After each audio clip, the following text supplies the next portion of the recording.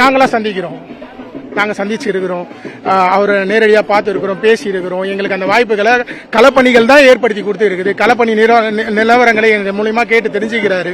எப்படி மக்களோட மனநிலை எப்படி இருக்குது, என்ன மாதிரி மாற்றங்களை எதிர்பார்க்குறாங்க, எல்லாமே எங்ககிட்ட இந்த களம் சம்பந்தமான விஷயங்களையும் களமாடி கொண்டு தான் இருக்கிறாரு. நீங்கள் சொல்கிற மாதிரி நேரடி கள அரசியல்லையும் இப்போ வந்திருக்கிறாரு. உங்களுக்கு தெரியும், அவர் அறிக்கையில் சொன்னது போல அடுத்தடுத்த படிகள் நகர்த்தி நகர்ந்து வரும். இது 2ஆம் ஆண்டு துவக்க விழா. இனி நீங்கள் களத்தில் அவரை இதுக்கப்புறம் களத்தில் பார்த்துக்கிட்டே இருக்க போறீங்க.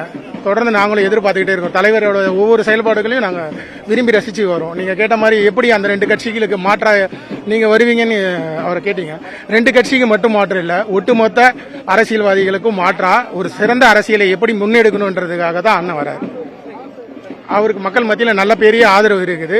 அது நீங்கள் உற்று நோக்கினீங்கனாலே தெரியும். அடுத்த வருஷம் வரப்போகிற எலெக்ஷனுக்கு இன்னைக்கே களம் சூடு பிடிச்சிருக்குன்னா காரணம் தலைவரோட வருகை தான்.